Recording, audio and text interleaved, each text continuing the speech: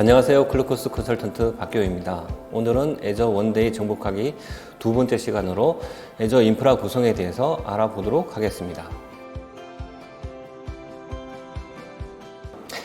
이번 시간에 설명드릴 내용은 이하수로 여기에 해당되며 서비스 맵으로 보시면 여기에 해당됩니다. 그럼 시작해 보도록 하겠습니다. 인프라 설명에 앞서 리소스 그룹에 대해서 먼저 언급하고 지나가도록 하겠습니다. 리소스 그룹은 한마디로 요약하면 관리되는 리소스를 보유하는 컨테이너라고 표현할 수 있는데요. 여기서 관리되는 리소스는 무엇을 말할까요? 말 그대로입니다. 애저에서 관리되는 모든 리소스를 뜻하며 VM 및 디스크 같은 리소스들을 말합니다. 리소스 그룹은 리소스 종류별로 최대 800여 개의 인스턴스를 배포할 수 있으며 지역이 다른 리소스도 포함할 수 있습니다. 하나의 리소스는 하나의 리소스 그룹에만 속할 수 있고요. 쉽게 이해하시려면 구독을 하드디스크 드라이브, 그리고 리소스 그룹은 그 드라이브에 생성된 폴더, 리소스는 폴더 안에 생성된 파일이라고 생각하시면 이해하는 데 도움이 되지 않을까 개인적으로 생각이 듭니다. 리소스 그룹에 리소스를 배치할 때는 리소스 배치에 대한 디자인이 필요한데요. 보통 리소스 타입별로 리소스 그룹을 배치한다든가 아니면 같은 라이프 사이클을 가진 리소스별로 리소스 그룹을 나눕니다. 다시 말씀드리면 리소스 타입별로라는 의미는 네트워크이면 네트워크, VM이면 VM 이런 식으로 나눈 것이고요. 같은 라이프 사이클이라고 하면 테스트면 테스트, 프로덕션이면 프로덕션, 또는 한국 서비스 아니면 일본 서비스 이런 형태로 나누는 것을 말합니다. 그럼 이제부터 애저에서 제공하는 인프라 서비스에 대해서 본격적으로 알아보도록 하겠습니다. 애저 핵심 서비스는 계산, 번역 참 이상하죠? 컴퓨팅을 의미합니다. 버추얼 머신을 비롯하여 VMSS가 여기에 속하며 디스크나 블랍 저장소 같은 저장소, 그리고 가상 네트워크나 네트워크 인터페이스, 줄여서 NIC 같은 네트워킹이 있으며 이 리소스들을 애저 포탈 등을 통해서 관리할 수 있습니다. 그럼 먼저 컴퓨팅, 그 중에서도 가상 컴퓨팅에 대해서 알아보도록 하겠습니다. 첫 번째 시간에도 잠시 소개해 드렸는데요. 좀 더 구체적으로 설명을 드리면 일반적인 용도로 사용하는 D타입, 컴퓨팅에 최적화된 F타입, 그리고 메모리에 최적화된 E타입이 있으며 그 외에도 그래픽 작업이 가능한 N타입과 고성능 컴퓨팅을 위한 HD타입 등이 있습니다. F타입은 vCPU 대 메모리 비율이 1대2며 1대2이고요. D타입은 1대4, E타입은 1대8입니다. 특히 FV2 타입은 스카이레이크나 캐스케이드 등 최신 CPU를 지원하고 있어서 CPU 의존도가 높은 서비스에 최적화되어 있습니다. 이 외에도 각 타입별로 또는 각 스쿨별로 네트워크 성능이라든가 디스크 IOPS에 대한 리미트가 정해져 있는데요. VM을 선택하실 때 꼭 참고하시기 바랍니다. 보시는 표는 ACU라고 해서 애저 스쿠 간 컴퓨팅 성능을 나타내는 수치라고 보시면 되는데요. 스탠다드 A1 VM을 100으로 봤을 때 각 스쿠별로 비교한 성능 비교 수치입니다. DV2 시리즈가 스탠다드 A1보다 ACU가 2배 이상 높은 것을 확인할 수 있는데요. 그렇다고 해서 CPU 성능이 2배 이상 높다는 뜻은 아닙니다. 그냥 참고 정도로만 사용하시면 좋을 것 같습니다. 애저 독서에도 중요라면서 단지 지침일 뿐입니다 라고 떡하니 나와 있습니다. 보시는 바와 같이 다양한 OS도 지원합니다. 윈도우 서버는 2008 R2 서비스 팩 1 이후 버전부터 리눅스는 리눅스 종류별로 붙어 있는 버전부터 보정을 하고 있습니다. 그럼 이제부터 VM 만들기 위해서 필요한 리소스들에 대해서 설명드리고 하나씩 만들어 보도록 하겠습니다. 첫 번째로 가장 중요한 버추얼 네트워크입니다. 가상 네트워크 자체는 무료로 이용할 수 있습니다. 그리고 논리적으로 격리되어 있고요. 가상 네트워크 간 기본 통신은 불가능합니다. Vnet 간 통신은 기본적으로 불가능하다고 보시면 됩니다.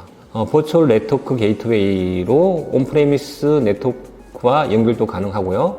애저 Vnet 간의 피어링을 연결하면 버추얼 네트워크 간 통신도 가능합니다. 사용할 수 있는 주소는 10.0.0.0의 8비트, 그리고 172.16.0.0의 12비트, 192.168.0.0의 16비트 등이 있고요. 애플리케이션과 서버 구성에 따라서 여러 개의 서브넷 구성도 가능합니다. 그리고 서브넷 간 통신은 모두 허용하고 있습니다. 주소는 연계해야 할 다른 네트워크 IP 주소랑은 가급적이면 겹치지 않도록 지정해야 되며, 특히 피어링 같은 것을 향후에 맺을 수도 있는데 주소가 반드시 달라야 합니다. 보시는 그림은 애저 가상 네트워크를 기반으로 해서 온프레미스 환경을 애저로 옮겨왔을 때 애저 환경으로 옮겨놓은 환경인데요. 온프레미스에서 구성한 환경을 애저에서도 동일하게 구성하실 수 있습니다. 우측에 구성된 온프레미스의 경우 외부에서 접근 가능한 DMZ 영역과 내부에서만 접근 가능한 인터널 영역으로 구분되어 있으며, 각 영역별 앞단에 방화벽을 두어 접속을 제어하고 있고, 부하 분산을 위해 서버 앞단에 노드 밸런스를 배치하였습니다. 그리고 좌측은 애저에서 구축한 환경인데요. 가상 네트워크 하에 서브넷으로 영역을 나누고 서브넷에 NSG라는 네트워크 시큐리티 그룹을 붙여서 액세스를 제어하고 있으며, 부하 분산을 위해 프론트엔드에는 익스터널 AB를, 백엔드에는 인터널 AB를 배치해 부하 분산을 시키고 있습니다. 이렇게 구성된 환경을 보면 똑같은 구조로 구성이 가능하다는 것을 보실 수 있습니다. 그럼 가상 네트워크를 만들어 보고 서브넷도 설정해 보도록 하겠습니다. 가상 네트워크 주소 범위는 10.0.0.0의 16비트이고요. 서브넷은 웹서버를 배포할 웹과 DB 서버를 배포할 DB로 나누어서 생성하도록 하겠습니다.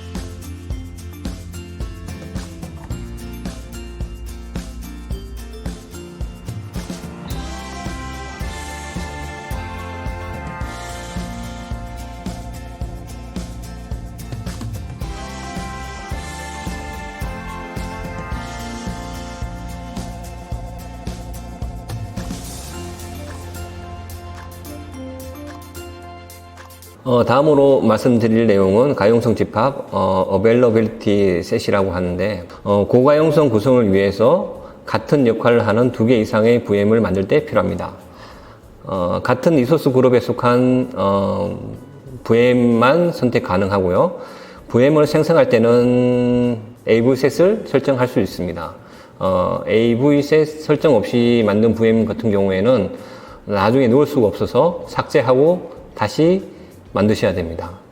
그래서 혹시나 모를 확장성을 위해서 VM 하나만 만들더라도 우선 만들고 넣도록 하는 버릇이 필요할 것 같습니다. 기본적으로 2개의 폴트 도메인, 5개의 업데이트 도메인을 설정할 수 있는데요. 우리나라는 2개까지 밖에 폴트 도메인이 지원 안 되지만 미국이나 동남아시아 같은 경우에는 3개까지 폴트 도메인을 지원하고 있습니다. 그럼 가용성 집합 생성 시 설정하는 폴트 도메인, 줄여서 FD라고 하고요. 업데이트 도메인, UD가 무엇인지 알아보도록 하겠습니다.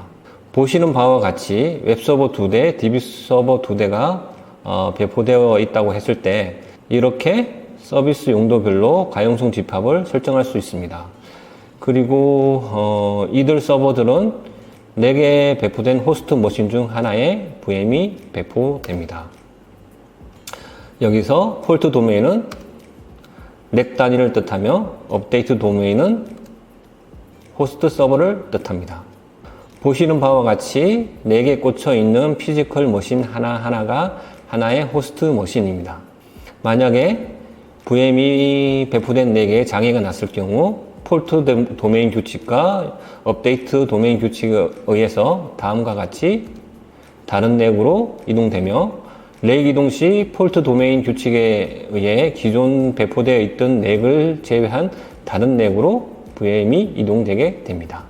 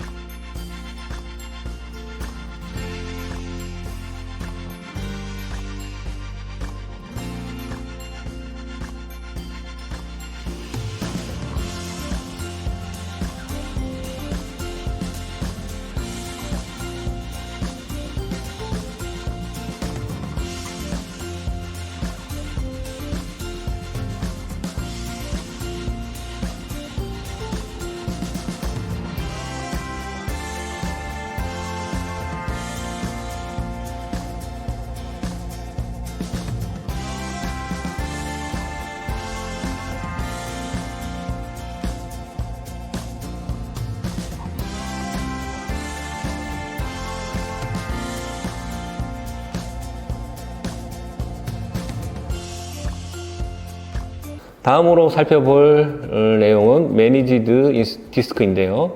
가상 컴퓨터의 OS와 데이터 디스크에 사용되는 것으로서 무작위로 애저 저장소에 있는 페이지 블랍에 할당됩니다.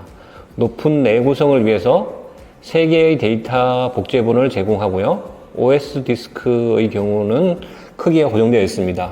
리눅스는 32기가, 윈도우는 128GB로 고정되어 있는데 윈도우의 경우 32GB의 스몰 디스크도 지원도 합니다만 포탈에서는 생성하실 수 없고요. 스크립트라든가 파워쉘 같은 것을 이용해서 배포 가능합니다. 또한 스냅샷이라든가 이미지도 생성이 가능하고요. 단일 디스크 기준으로 최대 32TB를 지원합니다. 32TB 이상의 크기를 구성하고 싶으면 소프트웨어 레이드를 이용해서 구성도 가능한데요. 윈도우 서버의 경우 스토리지 풀이라든가 리눅스의 경우 소프트 레이드를 이용하시면 되실 것 같습니다. VM 배포한 뒤에 디스크를 살펴보면 OS 디스크가 탑재된 C 드라이브와 임시 저장소인 D 드라이브가 설정되어 있는 것을 확인하실 수 있으신데요.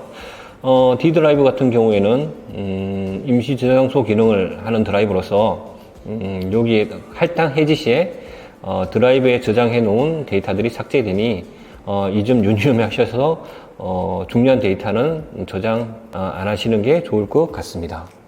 디스크 유형은 네 가지 타입이 있는데요. 저렴한 비용의 표준 하드디스크부터 시작해서 높은 처리가 가능한 울트라 SSD까지 제공하고 있습니다.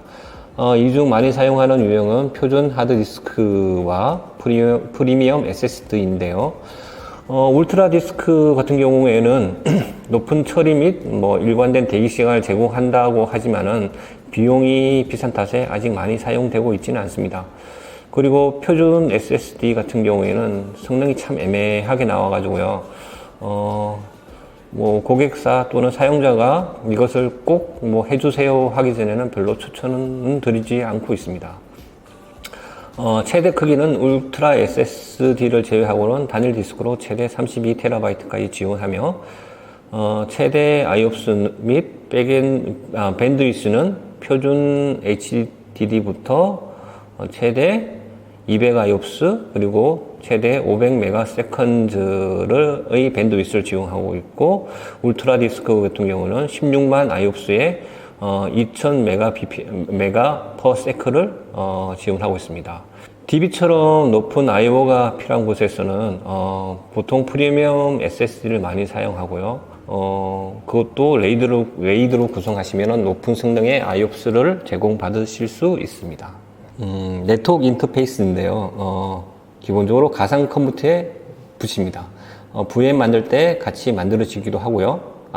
같이 만들어지고요. 포탈에서 만들면은 VM 명 뒤에 랜덤한 숫자가 붙습니다. 예를 들어서 VM 다시 테스트 01이라면 NIC 같은 경우에는 뒤에 VM 다시 테스트 01 뒤에 특정한 랜덤한 숫자가 붙는데 이것이 싫으면 파워쉘을 이용해서 이름을 지정하실 수도 있습니다. 서브넷을 할당받고요. 기본적으로 서브넷에서 제공되는 프라이빗 IP를 가집니다. 프라이빗 IP를 고정할 수도 있고요.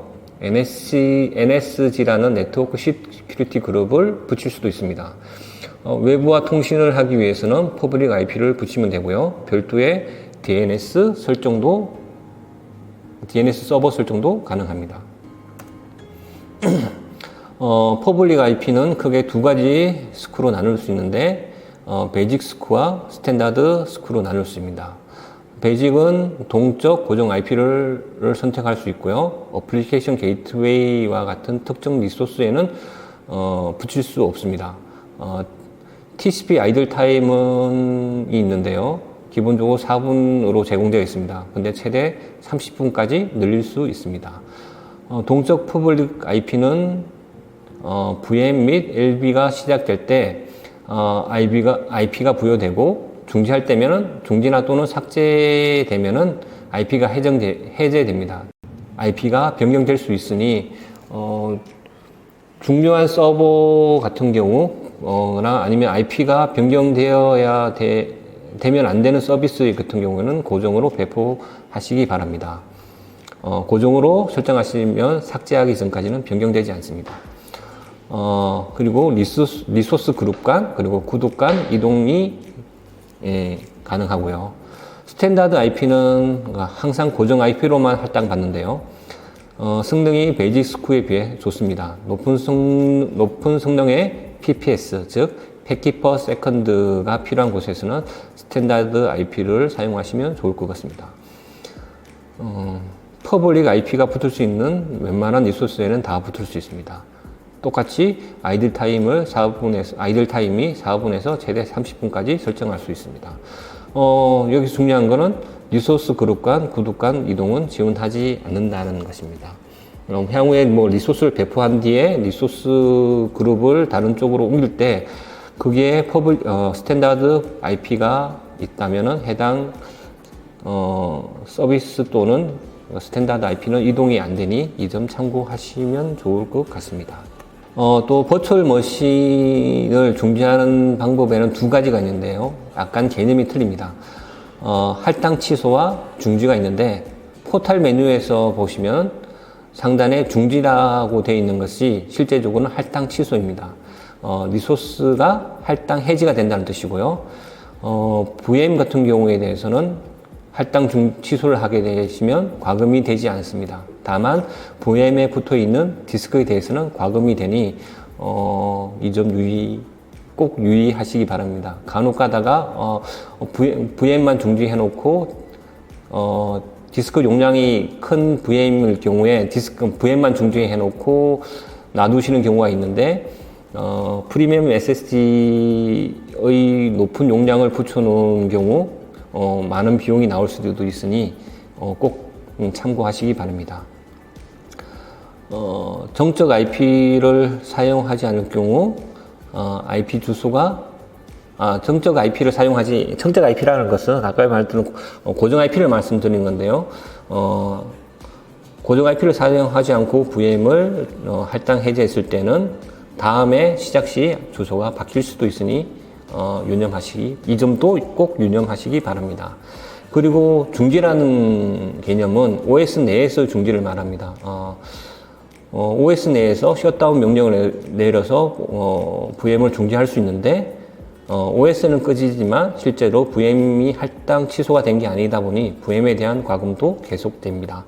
그래서 만약에 VM에 대해서 과금을 중지하시고 싶으면 꼭 포탈에서 포탈 상단에 있는 중지, 즉 할당 취소를 누르시기 바랍니다. 여기까지 설명드렸던 내용을 바탕으로 VM을 만들어 보도록 하겠습니다. OS는 윈도우즈 2016 데이터 센터를 사용할 것이고요. 프리미엄 SSD를 사용해서 OS 디스크를 만들 예정입니다. 크기는 스탠다드 D2S V3를 사용할 예정이고요. RDP 접속을 위해 퍼블릭 IP도 설정할 예정입니다. 그리고 NIC는 포탈에서 만들면 자동으로 생성되니까 별도로 만들지는 않겠습니다.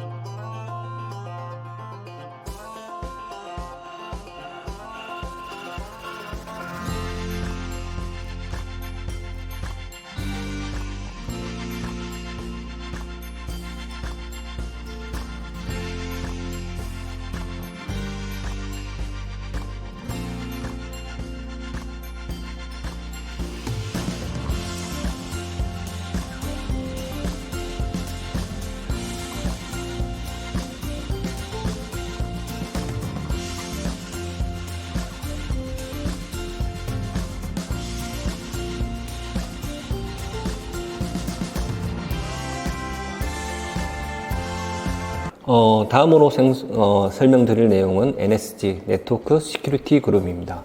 일종의 방화벽 역할을 하는 서비스로서 ACL 기능을 지원합니다. 가상 네트워크의 서브넷이나 아니면 VM의 개별 개별 NIC에 붙일 수 있는데요. 가급적이면 개별 VM에 붙이는 것보다는 서브넷에 붙이는 것을 권장드립니다. 관리가 더 편하기 때문이죠. 외부와 인바운드 통신은 완전히 차단되고요. 그러나 서브넷 간 연결은 허용됩니다. VPN을 설정하면 온프레미스와 프라이빗 통신도 할 수 있고요. 비용은 무료입니다. NSG의 규칙을 설정하기 위해서는 소스와 소스 포트, 그리고 대상 주소와 대상 포트, 그리고 프로토콜, 그리고 허용할 것이냐 차단할 것이냐, 그리고 우선순위는 어떻게 할 것이냐, 그리고 마지막으로 이름은 어떤 것을 쓸 것이냐로 구성하실 수 있습니다. NSG를 생성하면 기본적으로 다음과 같이 기본 규칙이 설정됩니다. 규칙은 번호가 낮을수록 우선순위가 높은데요. Deny all inbound를 통해서 인바운드로 들어오는 모든 트래픽을 거부하고요. 그런 다음에 부하 분산 장치에서 들어오는 것은 모두 허용합니다. 그리고 VNet 안에서는 모두 허용한다고 이렇게 기본 규칙이 정해져 있습니다. NSG도 만들고 서브넷도 붙여보도록 만든 NSG를 서브넷에 붙여보도록 하겠습니다.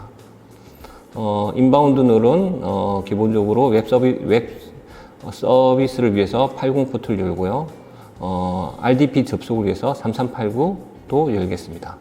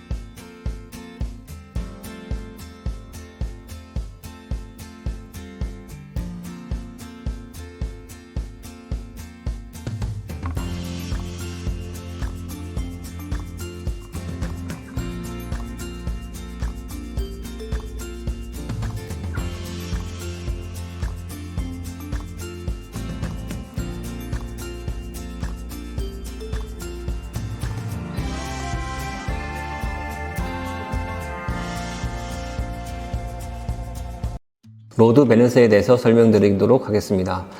4계층 트래픽 부하 분산 장치로 다른 말로 L4라고도 합니다. V넷과 VM 사이에 배치되고요. 베이직, 스탠다드 이렇게 두 가지 스크와 외부, 내부 이렇게 두 가지 종류의 LB로 나누어집니다. 특히 익스터널 LB의 경우 퍼블릭 IP를 가질 수 있어서 외부와 통신도 가능합니다. LB를 통해서 백엔드 풀에 설정되어 있는 서버들에게 부하를 분산시키고요. 프로브를 사용해서 백엔드 풀에 있는 서비스가 살아있는지 체크도 가능하고 나트 규칙 설정도 가능합니다. 익스터널 LB의 경우 퍼블릭 IP를 프론트엔드 IP에 등록하고 백엔드 풀에는 가용성 집합에 속한 가상 컴퓨터를 등록하면 됩니다. 프론트엔드 IP의 경우 여러 개의 퍼블릭 IP도 등록 가능합니다. 백엔드 풀에 등록된 VM들을 프로브를 이용하여 주기적으로 상태 체크도 가능한데요. 기본값은 인터벌 5초에 인계값 2로 되어 있는데, 이 말인즉슨 5초 간격으로 체크하는데 두 번 연속 오류가 났을 때는 상태가 이상하다, NLC로 판단하게 됩니다. 그리고 HTTP 프로브 같은 경우는 베이직 LB의 경우 HTTPS는 지원하지 않습니다. 그리고 200 외의 응답일 때는 전부 다 실패로 처리하고 있고요. TCP 프로브 같은 경우에는 타임아웃이 발생하면 실패로 간주합니다.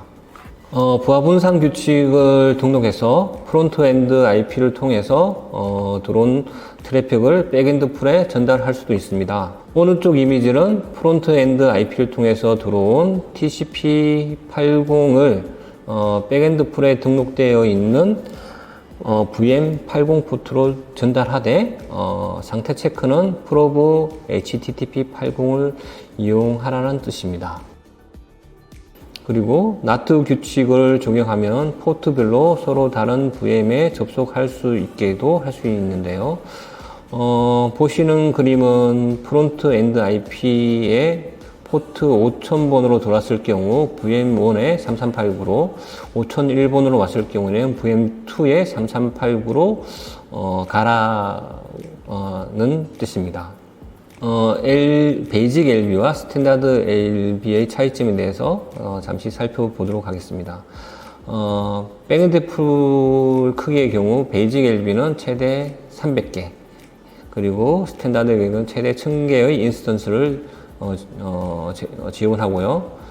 백엔드 풀에 등록 가능한 엔드포인트로는 베이직 LB는 가용성 집합에 등록되어 있는 VM이라든가 아니면 가상 머신 확장 집합, 아까 말씀드렸던 VMSS를 말하는 거고요. 스탠다드 LB 같은 경우에는 가용성 집합이 굳이 없어도 가상 머신을 등록할 수 있고요. 또 역시 VMSS를 등록하실 수도 있습니다. 상태 프로브로는 베이직 LB는 TCP와 HTTP만 가능하고요. 스탠다드 LB의 경우는 HTTPS도 가능합니다. HTTPS로 상태 체크를 원하신다면 스탠다드 LB를 사용하시면 될 것 같습니다. 진단 같은 경우에는 베이직 LB 같은 경우에는 좀 어려워요. 그래서 진단 설정을 한 다음에 로그를 통해서 확인하셔야 되는데 좀 번거롭습니다. 그래서 매트릭을 통해서 진단 설정을 확인하시고 싶으시면 스탠다드 LB를 사용하실 것을 추천드립니다. 아웃반드 규칙이라든가 가용성 명령 SLA는 베이직 LB는 지원하지 않습니다. 그리고 스탠다드 LB의 경우 SLA를 99.99%까지 지원하며 그렇기 때문에 베이직 LB는 무료로 사용하실 수 있으며 스탠다드 LB는 유료로 사용하실 수 있습니다. 그럼 앞서 말씀드린 내용을 바탕으로 부하 분산 장치 LB를 만들어 보도록 하겠습니다. LB 서비스를 위해서 VM에는 IIS를 설정할 것이고요. 부하 분산 장치 LB에는 프론트 엔드 IP 그리고 백엔드 풀 그리고 프로브, 그리고 룰까지 설정하도록 하겠습니다.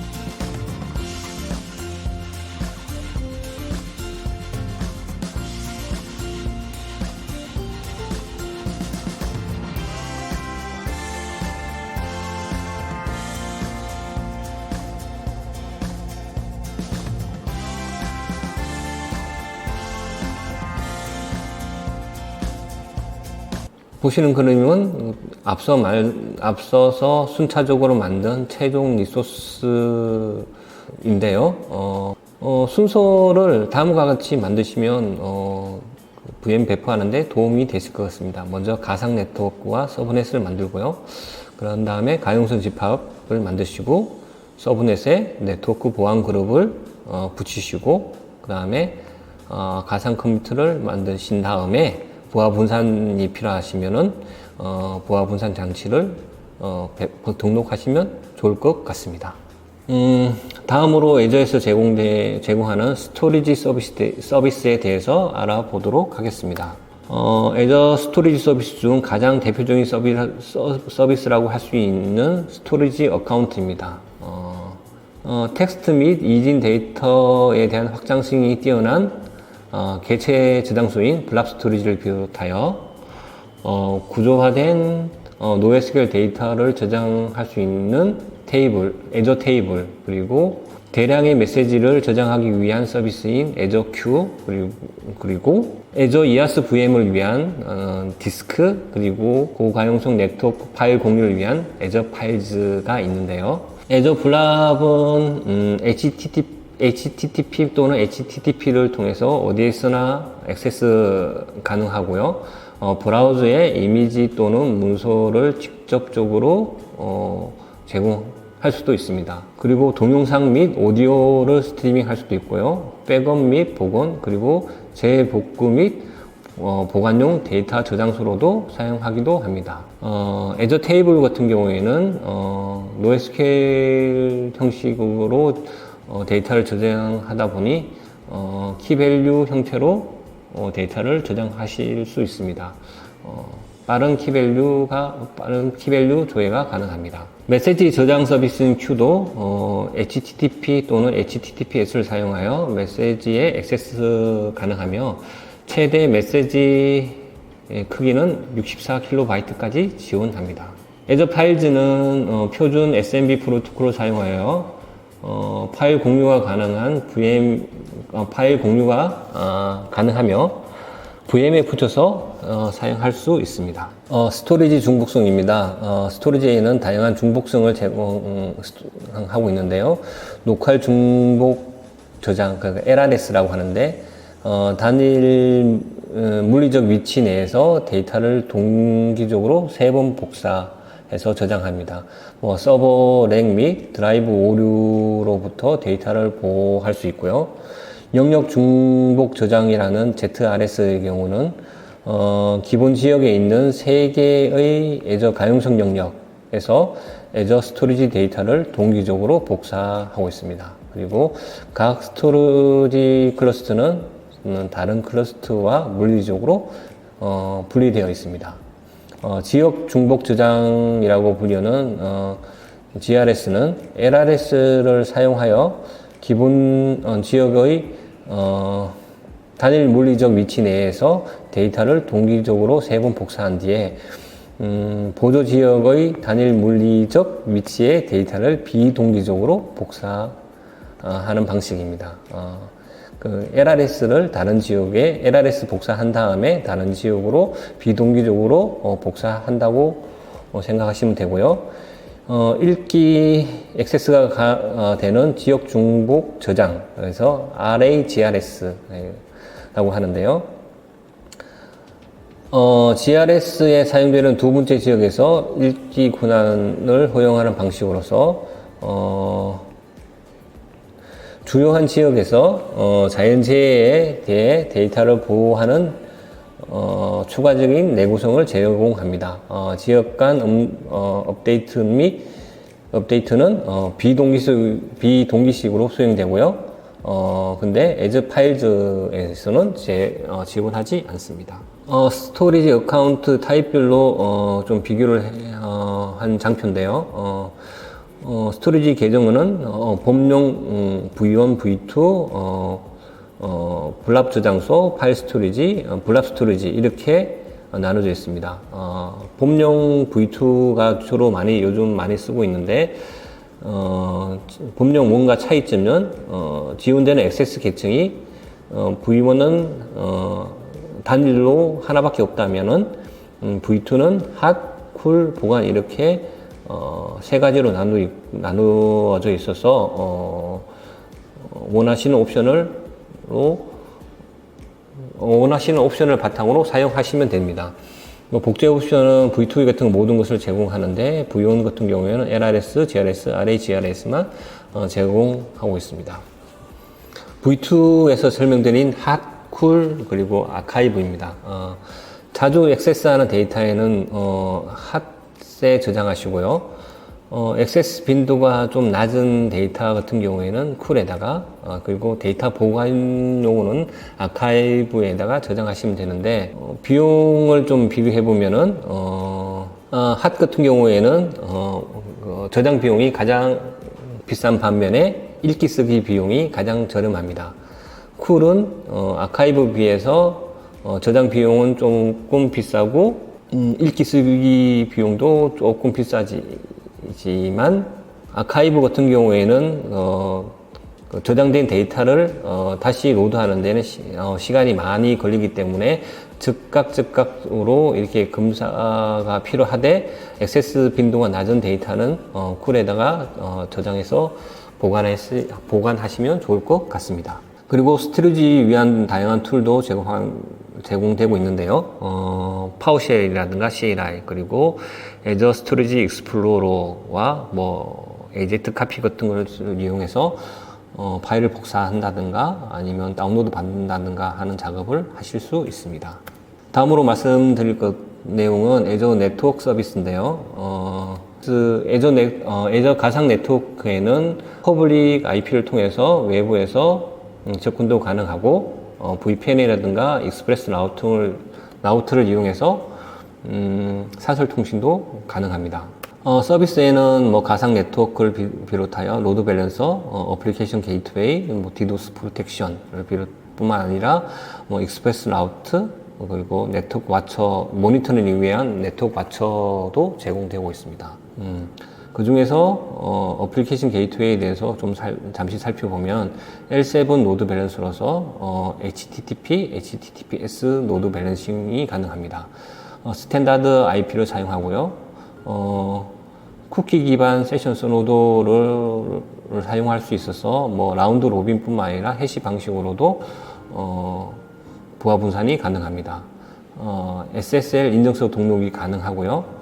URL 기반 컨텐츠 라우팅 뿐만 아니라 도메인 기반 다중 사이트 라우팅도 가능합니다.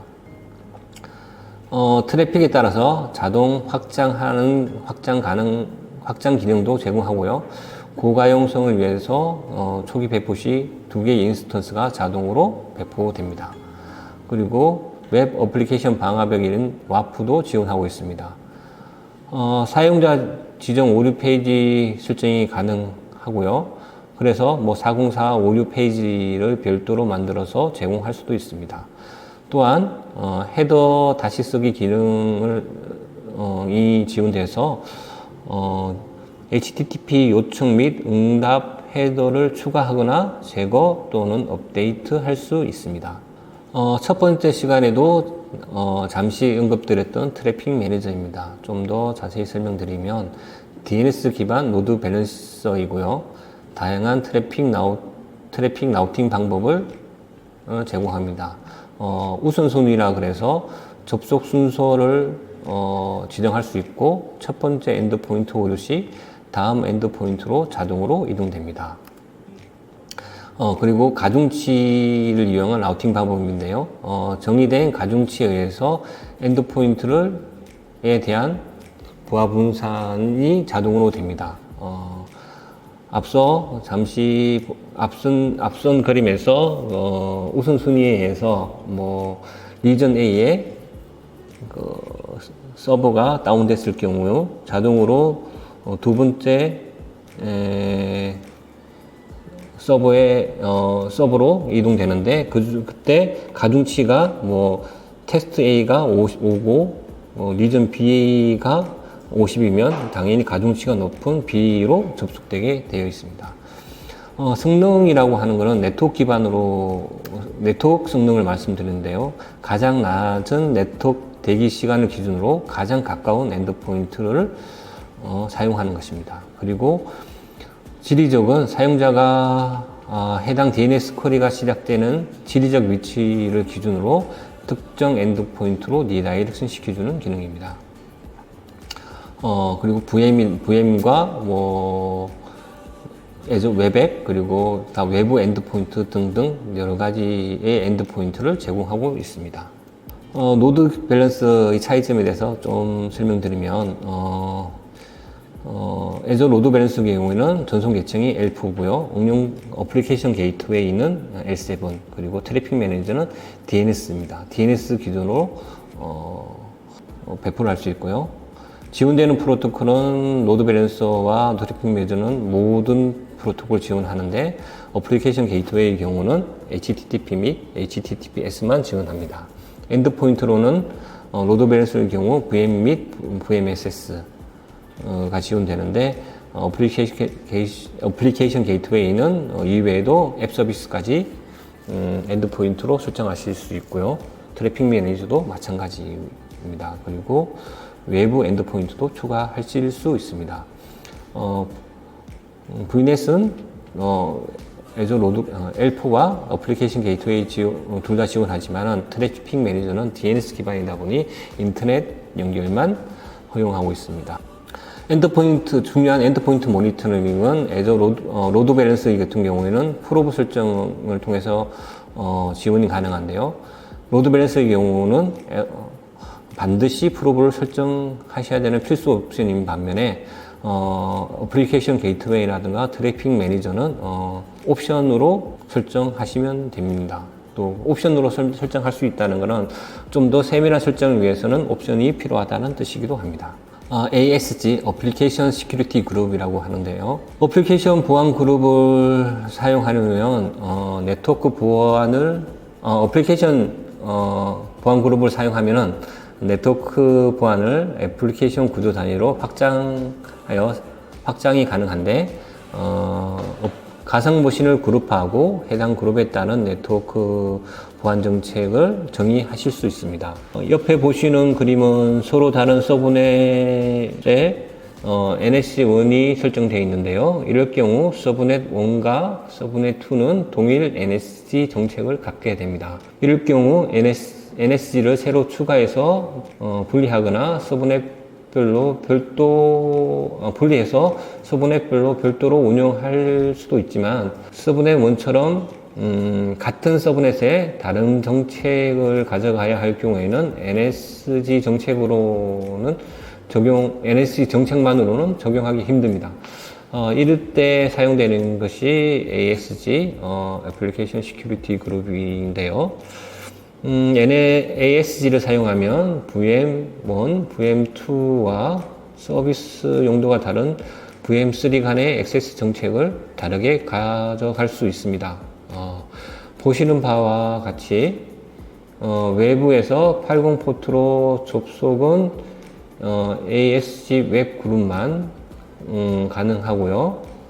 ASG DB는 ASG 로직에서만 접속이 가능하도록 구성하실 수 있습니다.